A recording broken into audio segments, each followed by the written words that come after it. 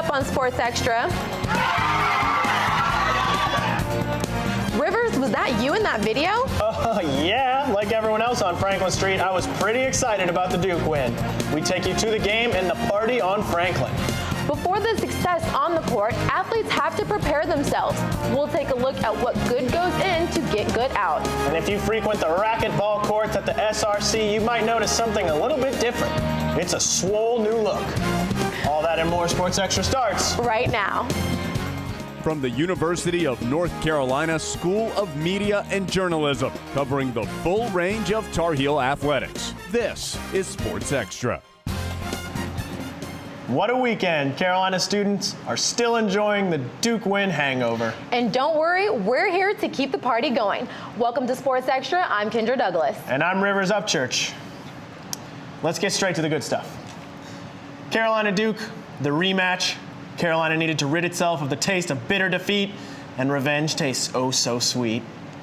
Psycho T Tyler Hansbrough made the trip to Cameron. He was 4-0 at Cameron as a player, and spoiler alert, he's 1-0 as a spectator. Carolina pounded the paint all night, including this monster alley-oop to Bryce Johnson.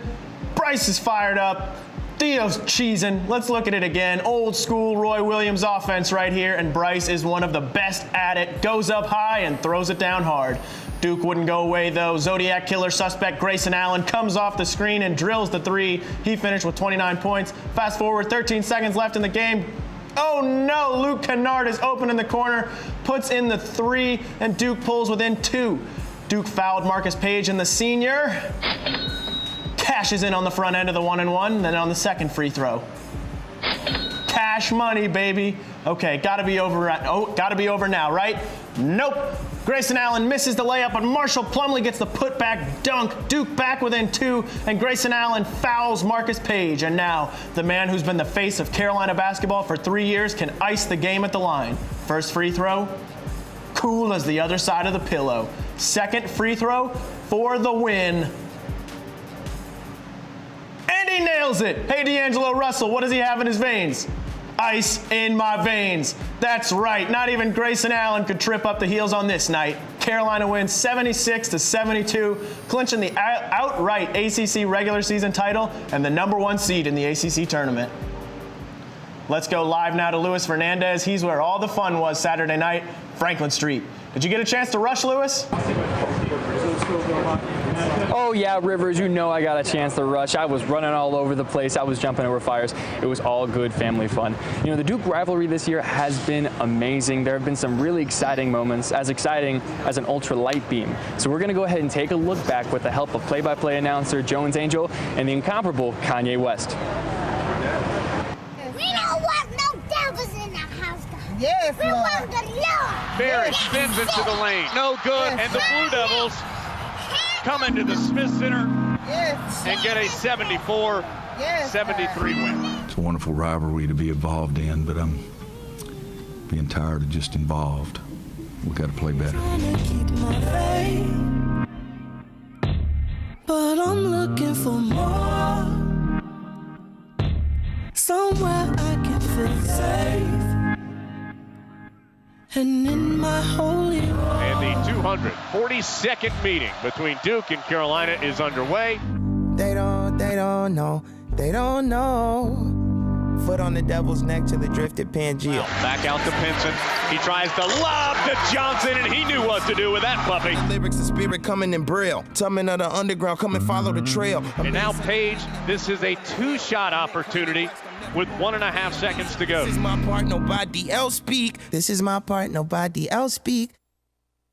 This little light of mine, glory be to God, yeah.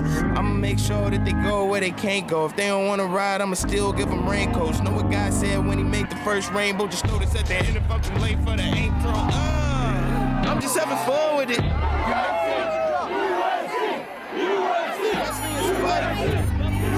With the light, look at the channel for 79. We on an ultralight beam. We on an ultralight beam. This is a God dream. This is a God dream. This is everything. Everything.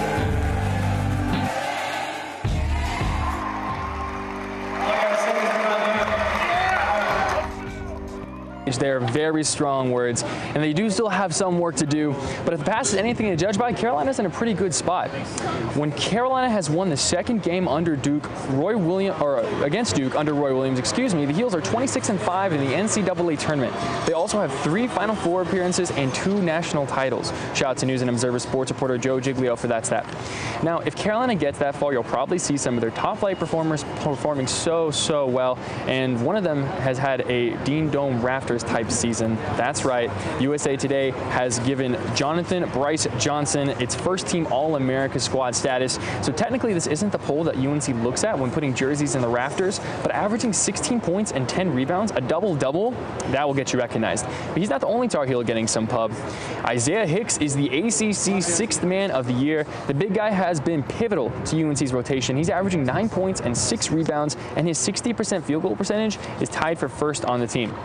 So Carolina's first game during the ACC tournament is Thursday at noon against the winner of Pittsburgh and Syracuse, both of whom are fighting for their NCAA tournament lives. If UNC can, pull a little magic and win the ACC tournament, Rivers, they are in great position to grab a first seed for the big dance.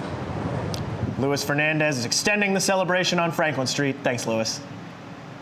From Luis Fernandez to Caleb Waters, our basketball analyst, here to speak a little bit more about the game. Caleb, tell me your thoughts. Well, Kendra, I'm surprised I had my voice after celebrating all night long on Franklin on Saturday, but I'm glad to be here. Now, Luis covered a lot about the Duke game. I want to talk about the Tar Heels going forward into both the ACC and the NCAA tournament. I think the positives and the negatives for the Tar Heels are pretty apparent, and they're both pretty obvious in this one single play from the Duke game. Let's take a look. So here on this play, less than 9 minutes left in the second half. Tar Heels only up 4. The play starts with a Theo Pinson missed 3. Tar Heels are going to get the rebound. Joel Berry gets it. He's going to miss the 3, and Bryce Johnson comes down with one of his 21 boards on the day. Marcus Page could not get that shot to fall. Tar Heels keep getting rebounds, keep missing, and it's very uncharacteristic for Bryce Johnson to miss that many shots in the post. Duke almost gets possession. Luke Kennard tripped, maybe by Grayson Allen there. We can't be sure. Joel Berry's going to get the ball. He's going to feed it down low to Bryce Johnson, who's going to keep missing. Kennedy can't get the tip back. It looks like they're playing volleyball out there. Brandon Ingram's going to come down with that rebound. So that was a lot of missed shots and a lot of rebounds. Let's take a look at that one more time. We've got a counter here to help us out. Theo Pinson with the missed shot. That one's not going to go, but Kennedy's going to get the board. Joel Berry's going to try for 3. Not going to fall, but another rebound there for Bryce Johnson. 2 shots, 2 rebounds. Now, Marcus, this shot is not the most advised shot, as it's a step back 3, but Bryce, another rebound there, another miss, another rebound. We're up to 4 and 4, now 5 and 4. The Tar Heels continue missing.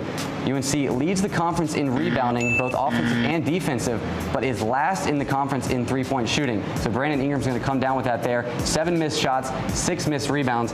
And Kendra, the Tar Heels obviously need to play to their strength of rebounding, and they need to stay away from shooting the 3-point ball. They are fewest in percentage and 3-pointers made, even behind Wake Forest in the ACC. So the Tar Heels need to play to their strengths and stay away from that 3-point shot. Yeah, that definitely looked rough out there. So tell me, going forward, what is the key factor for the Heels to continue to do well? I think the X factor for the Tar Heels going forward into the ACC and NCAA tournament is going to be finding a motivation. A lot of games this year, the Tar Heels have lacked that motivation to step on the opponent's throat and really close out a game. I think the Tar Heels need to find that within them, and maybe the Duke game was that motivation, but they need to be able to close out against good teams like Duke and UVA in the ACC tournament, and then better teams like Oklahoma and Kansas that they're going to see later on. So your prediction for the Heels going into the tournament? Ooh, that's a hard one, Kendra. I think ACC tournament, I think we make it to the championship game. UVA is looking really strong. They've got ACC Player of the Year Malcolm Brogdon. I think we fall there, and I think in the NCAA tournament, it's a complete toss-up. We could go out in the round of 32. We could win the whole thing. I just really don't know with this team. Caleb Waters, our basketball analyst. Thanks, Caleb. For 2 months, Ace reporter Brett Thompson has followed the life of a group of tenters in Krzyzewskiville.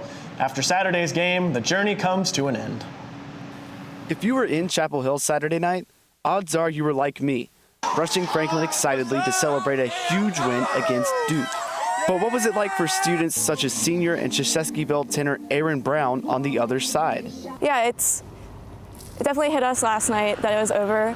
I think it helped kind of losing the game because it was our last game. It was kind of just put everything in perspective. Like the good moments definitely far outweighed the bad. Despite the loss, Tent 2 members made a new friend this week after noted Zodiac killer suspect Grayson Allen broke a media member's laptop. So we thought it'd be a kind of a nice gesture because we knew we were going to be sitting behind him to build like a little fort kind of thing that says "Do not enter."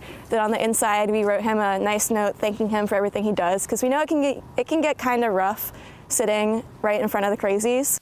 And Saturday night was no exception, especially after Grayson Allen tied the game at 49 in the second half. Cameron just went nuts, obviously. Everyone was screaming, jumping up and down more than usual. I jumped up so much, I hit his chair so hard that I got a giant bruise on my leg and I actually started bleeding at one point, but I bled for this team. And it's that kind of dedication that K-ville is built on. And it's not really about the game. Win or lose, it's about supporting the team. We're always going to be out here no matter what. So it's about not being a fair weather fan. It's about always being out here. Even if that means a 2-month journey culminates in a loss on senior night. Leaving Durham forever and never, ever looking back, I'm Brett Thompson reporting. If the Heels and Blue Devils meet in the ACC tournament, it would be in the semifinals Friday at 7. No tenting allowed. Now, you might remember UNC basketball star Ivory Latta for her three-point shot. Now she gets a different kind of shot at UNC. We'll tell you why next.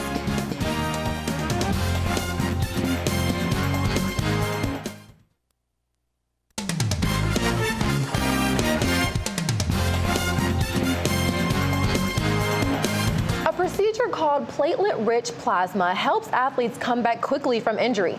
Danielle Wallace says we can add the name of a former Heels star to the list of those who've benefited. I mean, I wouldn't have came from Turkey all the way back to Chapel Hill to get treated by him if I didn't think he couldn't take care of me. So. WNBA player and UNC alum Ivory Latta flew back to her alma mater after a knee injury. She says opting for the platelet-rich plasma procedure, or PRP, was the obvious choice to get herself back in action. When I went up for the layup, I just felt my sharp pain in my right knee. So before I hit the ground, I just grabbed my knee, and right then and there, I knew something was wrong, and I texted Dr. Stafford, told him what happened. Dr. Harry Stafford did take care of her. We basically take some blood from the patient. We spin the blood down. It separates into 3 layers. The middle layer has all the healing factors that your body normally sends out. We then take that layer and inject it into the area of the injury under ultrasound guidance, and it accelerates the healing process. Here at UNC Family Medicine, doctors use PRP to treat musculoskeletal injuries. That's anything from a sprained ankle or knee to tendon injuries and even hamstring tears. For professional athletes, quick recovery from injury is vital to their careers. It's very important for you to, stay fit, stay healthy, but also have a doctor like Dr. Stafford that if anything comes up, you can call, text him, and he responds right away, and he does a great job of trying to help you get back on the court. Dr. Stafford also treats many NCAA student athletes and even regular folk like you and me, whose careers don't depend on his work, but whose lives can still benefit from it. In Chapel Hill, I'm Danielle Wallace, reporting. Now, dentists have been using PRP since the 70s, but it wasn't until the 90s when doctors saw the value of this treatment in sports medicine. The white-hot Carolina baseball team hosted the Fairfield Stags for a 3-game series at the Bosch this weekend, and things got off to a rocky start on Friday. We'll pick it up with the Heels down by 1 in the bottom of the 9th. And Brian Miller is going to break for home on the ground ball, and it's going to be close, but he is safe. And then with the bases loaded in the bottom of the 13th, Eli Sutherland takes ball 4, and the Tar Heels win. Amazingly, that is already the 4th walk-off win this year for the Diamond Heels. The rest of the weekend went much more according to plan for the number 6 Tar Heels. Dinger! Eli Sutherland shellacked a 2-run bomb over the left field fence, and the Heels never looked back as they crushed the Stags 10-2. And Sunday was even more of the same for Carolina. Another danger! Freshman Brandon Riley hits his first career homer to help the Tar Heels pick up the win in an 11-0 shutout. The Heels are now 9-1 on the season. Its nickname is the Golden State, but California was nowhere near golden for the UNC softball team as the Heels competed in the Judy Garman Classic. The Heels lost on Friday to the Michigan Wolverines 11-6. And Saturday, Carolina had a thrilling 7-5 victory against Long Beach State, but the good Cali vibes didn't last long. California dropped UNC 8-0. Sunday saw the Heels drop a pair to Oregon State and to Cal State Fullerton. It wasn't all bad on the weekend, though, as senior Kristen Brown broke the all-time UNC career total bases record. As the saying goes, you are what you eat. Peyton Walker shows us just how true this is when it comes to UNC athletes. Food is fuel, and if you don't put enough in the tank, your engine is going to die. To find out just how true this is, particularly when it comes to athletics, I caught up with UNC sports nutritionist Tim DeLeo. Varying sports have very different nutritional needs. So endurance athletes, a lot of their dietary intake comes from carbohydrates. And then with the strength and power guys, their real need is higher protein. First-year rower Margaret High says her success as an athlete highly depends on her diet. It's a pretty intense sport. It's a mix of cardio and strength. So our meal plans have to be pretty structured as far as what we're eating. You have to cut your plate in half and then a quarter. So like this is fruits and vegetables, this is your protein, and at least half of it has to be carbs. High confesses that although challenging, her new meal plan has proved beneficial in many ways. I think it's good because you come really in tune with your body. So I can kind of know like I burned a lot today, so I'm really hungry. Junior wrestler Joey Ward gives us the details of his typical pre-game meal. Every wrestler has their own thing they do before every match. I eat the same thing. I start off with a coffee, then I do a bagel, and I half of it with peanut butter, banana, and honey, and then the other half I do either jelly or a strawberry cream cheese. Ward admits sticking to his diet for success can be challenging. The age group we're in, it's kind of hard to say, hey, you're a teenager, 20-year-old guy, you need to not eat as much. DeLeo says there's a key to overcoming these dietary challenges. It's really hard to monitor, what they're eating at every single meal. So really the best way that we can do that is give them a good foundation of knowledge and really empower them to make the best decisions for themselves. Looks like playing well on the field starts by eating well at the table. In Chapel Hill, I'm Peyton Walker, reporting. It's like those athletes have a lot on their plates, literally. The Wrestling ACC Championships were this weekend in Charlottesville, Virginia, and a couple of Tar Heels grabbed some hardware. Senior Evan Henderson won his second ACC title, this one at the 149-pound weight class, after winning a title in the 141-pound weight class in 2013. Henderson is only the second UNC wrestler to win multiple conference titles. Redshirt sophomore Ethan Ramos won his first conference title at 174 pounds. Ramos and Henderson are two of the 6 Tar Heels who will compete at the NCAA tournament beginning March 17. The third-ranked women's tennis team was in Pittsburgh to take on the Panthers on Sunday. The Heels jumped out to an early 1-0 lead, and the Panthers tried to come back following a singles win by Carolina's Jessie Aney, but Haley Carter and K-ville would have none of it, and they sealed the win for the Tar Heels. Final match score, 5-2. The men's tennis team got a jump on the weekend fun when the Heels took on Vanderbilt Friday afternoon. Robert Kelly was particularly vocal as the Heels struggled early in the singles play. It became easy very quickly for Kelly as the sophomore rallied past his opponent and sent out a war cry to his brethren.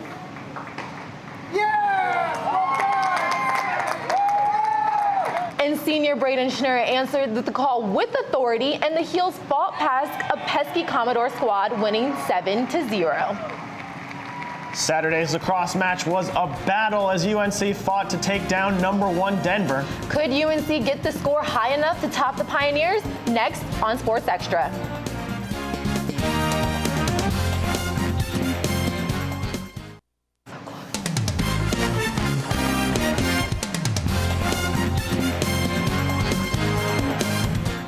It was a back-and-forth affair on Saturday afternoon as the men's lacrosse team was looking for an upset against the top-ranked Denver Pioneers. Let's jump ahead to the fourth quarter when Michael Taglioferro started the Tar Heel rally, putting the Tar Heels within 2, and Taglioferro again right here tingles the nylon. The stage was set for the elder statesman, senior Patrick Kelly. Ties are good fun, but you know who hates ties? Steve Pontrello hates ties. His goal put UNC up by 1 in the final minute.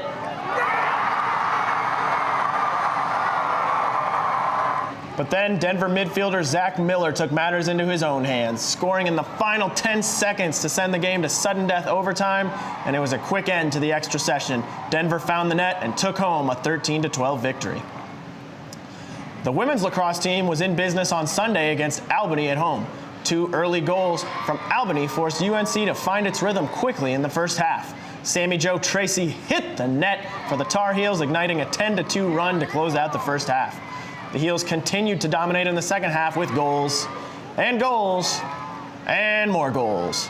Carolina would end up demoralizing the Great Danes 20-9. UNC track sensation Nicole Green is only a freshman, but is already progressing by leaps and bounds. Our Jasmine Cornwell has more. All season long, Nicole Green has jumped higher and higher and higher, all the way into the record books. She's only the 7th Tar Heel to jump higher than 6 feet. Now she's moving on to the National Indoor Championship. Indoors, the best jump so far, I guess, is 6'4", and to make it indoors, the cutoff was like 6.5 feet, and only the top 16 in the nation go. For Green, Carolina stood out from the very beginning as a place she wanted to be. She says the people around have made for a great experience. The support system here, at other schools, it wasn't like the support you got here, not just athletically, but academically. And the coach here is amazing, and I clicked with her very well. That connection with Coach Nicole Hudson, the 3-time ACC champion and 2-time All-American track star, extends to the record books, as she also is among the 7 Tar Heels who've jumped more than 6 feet. She likes Green's attitude. For someone to come in to a college situation with as many high school accolades as she did, and to say, I'm willing to learn, I don't know everything, teach me, coach me, and that's been marvelous. For a first-year athlete to get so far is rare, but Hudson knows Green has exactly what it takes to do well at the championships. By making it to nationals, indoor nationals, you're already, at worst case, 2nd team All-American. So beat 8 people and you'll be 1st team All-American. So let's play with the house money and see how far we can go. In Chapel Hill, I'm Jasmine Cornwell reporting. Green will be making her way to Birmingham, Alabama this weekend to compete in the National Indoor Championships. The women's golf team got its wagon wheels rolling down to South Carolina this weekend for the Darius Rucker Invitational Tournament. Heading into the last day, Carolina was sitting in 6th place, but the team got together and decided it won't be like this for long. So the Heels played their comeback song to crack the top 5 on the final day. One of the few teams to finish ahead of Carolina was Duke, and every time I look at that, I go blind. The gymnastics team traveled to Williamsburg, Virginia on Saturday to take on William and Mary. The Tar Heels fell to the Tribe in a close contest despite posting a season-best score on the bars. Sophomore Morgan Lane earned first place finish in vault, beam, floor, and all-around competition. I wake up all veggies, no eggs. Hey, I hit the gym all chest, no legs. That doesn't sound like a good way to get fit, Kendra. But the SRC has a great plan, though. When Sports Extra returns.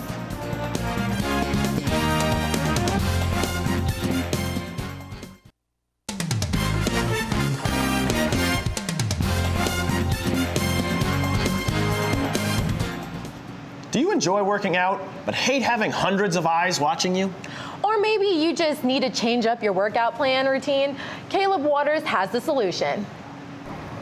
Deep within the Student Recreation Center are the racquetball courts.